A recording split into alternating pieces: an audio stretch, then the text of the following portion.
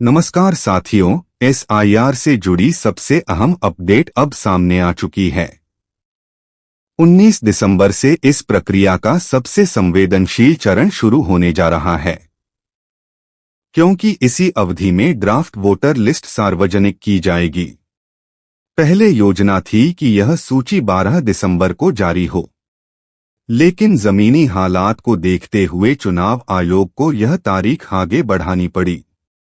वजह साफ है, लाखों नागरिकों के दस्तावेज अधूरे निकले और बड़ी संख्या में लोगों ने अब तक अपना एनुमरेशन फॉर्म ही जमा नहीं किया था। इसी कारण अब तय किया गया है कि 19 दिसंबर से 31 दिसंबर के बीच अलग अलग तिथि में यह ड्राफ्ट सूची जारी की जाएगी। दोस्तों, यह दौर आपके लिए बेहद निर्णायक साबित हो सकता है। जिस दिन आपके राज्य की ड्राफ्ट लिस्ट सामने आएगी, अगर उसमें आपका नाम नहीं दिखा तो चिंता होना स्वाभाविक है। इसके बाद प्रशासन और चुनाव आयोग की तरफ से आपको नोटिस भेजा जा सकता है, जिसमें आपसे यह पूछा जाएगा कि आपके पास ऐसे कौन से प्रमाण हैं जिनसे यह साबित हो सके कि आप भारत के नागरिक हैं। यही वह मोड़ है जहां सही जानकारी और सही दस्तावेज आपकी सबसे बड़ी ताकत बनेंगे। अगर अभी तक आपने अपने कागजात ठीक से तैयार नहीं किए हैं, तो 19 से 31 दिसंबर के बीच का यह समय आपके लिए आखिरी मौका हो सकता है। इसलिए इस वीडियो को पूरा देखना बेहद जरूरी है, ताकि आप यह साफ तौर पर समझ सकें कि कौन से दस्तावेज नागरिकता सिद्ध करने में काम आते हैं और आखिर क्यों इस समय पूरे देश में इस प्रक्रिया को लेकर बेचैनी का माहौल बना हुआ है। लेकिन दोस्तों, अगर आप पहली बार हमारे चैनल पर आए हैं तो अभी ऑफिशियल वीडियो AK9 को सब्सक्राइब कर लीजिए, क्योंकि आने वाले समय में यही जानकारी आपके लिए सबसे ज्यादा काम आने वाली है। तो चलिए जानते हैं विस्तार से। दोस्तों, फिलहाल SIR अभियान देश के 12 राज्यों में चल रहा है, जिसमें उत्तर प्रदेश भी शामिल है। आपने जो फॉर्म भरकर BLO को सौंपा है वह सिर्फ शुरुआत है। यह मान लेना कि फॉर्म जमा होते ही आपकी जिम्मेदारी खत्म हो गई, एक बड़ी भूल हो सकती है। 19 दिसंबर के बाद प्रक्रिया का अगला चरण शुरू होगा और उसके लिए आपको अपने सभी जरूरी दस्तावेज अभी से इकट्ठा करके व्यवस्थित रखने होंगे।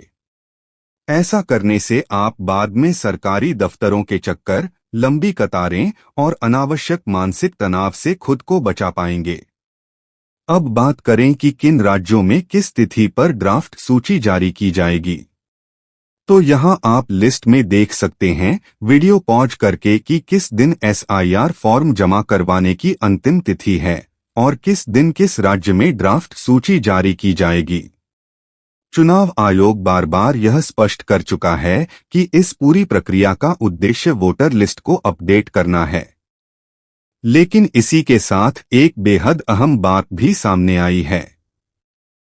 नागरिकता साबित करने के लिए आधार कार्ड, राशन कार्ड और वोटर ID को मान्य दस्तावेज नहीं माना जाएगा। अब सवाल उठता है कि आखिर ऐसा क्यों? आधार कार्ड को अदालत ने केवल एक पहचान पत्र माना है, क्योंकि इसमें व्यक्ति की बायोमेट्रिक जानकारी होती है। इसे ऐसे समझिए जैसे किसी दफ्तर में काम करने वाले कर्मचारी के पास एक आई कार्ड होता है जो उसकी पहचान बताता है, लेकिन किसी अधिकार या स्वामित्व का प्रमाण नहीं होता। ठीक उसी तर्क को आधार कार्ड पर लागू किया गया है। राशन कार्ड की बात करें तो इसे नागरिकता का प्रमाण इसलिए नहीं माना जा रहा क्योंकि बीते वर्षों में इससे जुड़े बड़े स्तर पर फर्जीवाड़े सामने आए हैं। कई मामलों में एक ही व्यक्ति के नाम पर कई कार्ड पाए गए, जिससे इसकी विश्वसनीयता पर गंभीर सवाल उठे। अब आते हैं वोटर ID कार्ड पर, जो सबसे ज्यादा भ्रम पैदा करता है। यह कार्ड खुद चुनाव आयोग जारी करता है और मतदान का अधिकार केवल भारतीय नागरिक को ही मिलता है। इसके बावजूद इसे नागरिकता का अंतिम प्रमाण नहीं माना जा रहा। चुनाव आयोग का तर्क यह है कि वोटर आईडी कार्ड वर्षों पहले पुराने दस्तावेजों के आधार पर बनाए गए थे और अब उन सभी रिकॉर्ड्स का दोबारा सत्यापन जरूरी हो गया है। इसलिए इन्हें नागरिकता के निर्णायक सबूत के रूप में स्वीकार नहीं किया जा रहा। ऐसे में सवाल उठता है कि फिर नागरिकता साबित करने वाले सबसे मजबूत दस्तावेज कौन से हैं? इसका जवाब साफ है। 3 ऐसे दस्तावेज हैं जिन्हें अदालत और चुनाव आयोग दोनों ने बिना किसी विवाद के स्वीकार किया है। पहला है जन्म प्रमाण पत्र। बशर्ते वह जन्म एवं मृत्यु पंजीकरण अधिनियम 1969 के तहत जारी किया गया हो। इसे नागरिकता साबित करने का सबसे भरोसेमंद और आधिकारिक दस्तावेज माना जाता है। हालांकि हकीकत यह है कि देश के एक बड़े वर्ग के पास यह दस्तावेज आज भी उपलब्ध नहीं है। दूसरा अहम दस्तावेज है भारतीय पासपोर्ट। बहुत से लोग मानते हैं कि पासपोर्ट केवल अमीरों या विदेश जाने वालों के लिए होता है, लेकिन यह पूरी तरह गलत सोच है। पासपोर्ट भारतीय नागरिकता का एक मजबूत और निर्विवाद प्रमाण है, चाहे व्यक्ति शहर में रहता हो या गांव में। अब बात करते हैं उस तीसरे और आखिरी दस्तावेज की जिसे नागरिकता साबित करने के लिहाज से बेहद अहम माना गया है। यह है नागरिकता प्रमाण पत्र। यह प्रमाण पत्र आमतौर पर उन लोगों को जारी किया जाता है जो जन्म से भारतीय नहीं थे लेकिन बाद में भारत की नागरिकता लेना चाहते हैं।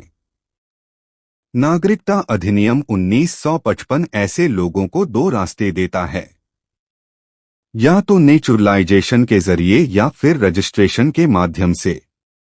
यही वजह है कि यह दस्तावेज भी भारतीय नागरिकता का एक निर्णायक और कानूनी प्रमाण माना जाता है। लेकिन असली समस्या यहीं से शुरू होती है। देश की बहुत बड़ी आबादी के पास ना तो जन्म प्रमाण पत्र है, ना पासपोर्ट और ना ही नागरिकता प्रमाण पत्र। खासकर ग्रामीण इलाकों में पहले बच्चों का जन्म घरों में ही होता था। उस समय ना अस्पतालों में रजिस्ट्रेशन की व्यवस्था थी और ना ही स्कूल में दाखिले के लिए जन्म प्रमाण पत्र अनिवार्य था। इसी कारण पुराने समय के लाखों लोगों के पास आज भी जन्म प्रमाण पत्र मौजूद नहीं है और यही स्थिति उन्हें इस पूरी प्रक्रिया में असमंजस में डाल रही है। अब सवाल यह पैदा होता है कि जिन लोगों के पास पासपोर्ट भी नहीं है, और यह हकीकत है कि देश के ज्यादातर लोगों के पास पासपोर्ट नहीं होता, तो वे आखिर क्या दिखाएंगे? इसी स्थिति को ध्यान में रखते हुए सुप्रीम कोर्ट ने यह स्पष्ट किया है कि ऐसे मामलों में कुछ सहायक या सपोर्टिंग डॉक्यूमेंट्स प्रस्तुत किए जा सकते हैं। लेकिन यहाँ यह जानना बेहद जरूरी है कि यह सहायक दस्तावेज कौन कौन से हो सकते हैं। अगर आपके नाम पर कोई जमीन है और उसकी रजिस्ट्री या बेनामा उपलब्ध है, चाहे वसीय हो या व्यावसायिक, तो उसे एक सपोर्टिंग डॉक्यूमेंट के रूप में दिखाया जा सकता है। लेकिन इसमें एक शर्त बहुत अहम है। उस दस्तावेज में दर्ज आपका नाम, पिता का नाम और उम्र आधार कार्ड, राशन कार्ड या परिवार रजिस्टर में दर्ज विवरण से मेल खाने चाहिए। अगर नाम की स्पेलिंग, उम्र या अन्य जानकारी में कोई भी अंतर है तो अभी से उसे सही करा लेना ही समझदारी होगी, ताकि आगे चलकर किसी तरह की परेशानी ना हो। बेहतर यह होगा कि आप अपने परिवार के लिए खुद एक तरह से रिकॉर्ड मैनेजर बन जाएं। सभी दस्तावेजों को अपडेट कराएं, उनकी फोटोकॉपी और मूल कागजात एक साथ रखें और एक फाइल में व्यवस्थित करके सुरक्षित रख लें। इससे भविष्य में जब भी कोई सत्यापन हो, आप बिना घबराए अपने दस्तावेज प्रस्तुत कर सकें। अगर आप किसान हैं और आपके पास खतौनी है तो यह भी एक महत्वपूर्ण सहायक दस्तावेज माना जा सकता है।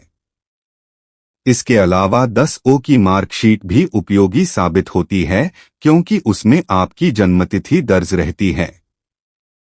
स्कूल की transfer certificate, TC, LIC policy, डाकघर की पासबुक, बैंक पासबुक या फिर अगर आपने कभी सरकारी नौकरी की है तो उससे जुड़ा कोई भी आधिकारिक रिकॉर्ड, यह सभी सहायक दस्तावेजों की श्रेणी में आते हैं। लेकिन यहाँ एक बात बहुत साफ साफ समझनी जरूरी है, यह सभी दस्तावेज पुख्ता और अंतिम प्रमाण नहीं होते। अदालत की भाषा में इन्हें सर्कमस्टेंशियल एविडेंस यानी परिस्थितिजन्य साक्ष्य कहा जाता है। जैसे किसी केस में यह सबूत सीधे यह साबित नहीं करते कि किसी व्यक्ति ने अपराध किया है, लेकिन यह संकेत जरूर देते हैं कि उसका उससे कोई संबंध हो सकता है। ठीक उसी तरह यह सहायक दस्तावेज यह सीधे साबित नहीं करते कि कोई व्यक्ति भारतीय नागरिक है, लेकिन यह जरूर दर्शाते हैं कि वह संभवतः इस देश का निवासी और नागरिक हो सकता है। अब आते हैं एक सबसे महत्वपूर्ण सवाल पर, नागरिकता पर अंतिम फैसला आखिरकार कौन है। बहुत से लोग यह मान लेते हैं कि यह अधिकार चुनाव आयोग के पास होता है, लेकिन यह एक बड़ी गलतफहमी है। किसी व्यक्ति के भारतीय नागरिक होने या ना होने का फैसला भारत सरकार का गृह मंत्रालय यानी मिनिस्ट्री ऑफ होम अफेयर्स करता है। चुनाव आयोग का इस निर्णय में कोई सीधा रोल नहीं होता। इस बात को हमेशा याद रखना जरूरी है। अगर हम इस पूरे विषय का निष्कर्ष निकालें तो एक बात बहुत साफ होकर सामने आती है। अब राज्य और नागरिक के बीच का भरोसा पूरी तरह दस्तावेजों पर आधारित हो चुका है। नागरिकता अब भावनाओं, पुराने किस्सों या मौखिक दावों पर नहीं बल्कि सही, मजबूत और अद्यतन कागजातों पर टिकी हुई है। इसलिए आज के समय में हर नागरिक के लिए यह अनिवार्य हो गया है कि वह अपने सभी प्रमाण पत्र सही और सुरक्षित रखें। इसके साथ ही अगर आपको हमारा विश्लेषण उपयोगी लगा हो तो अपनी प्रतिक्रिया जरूर लिखें। वीडियो को लाइक करें, शेयर करें और चैनल को सब्सक्राइब करें ताकि हम आगे भी ऐसे ही गहन विश्लेषण और ताजा अपडेट्स आपके लिए लाते रहें। अगली वीडियो में फिर मुलाकात होगी। ऑफिशियल वीडियो AK9 की रिपोर्ट। धन्यवाद।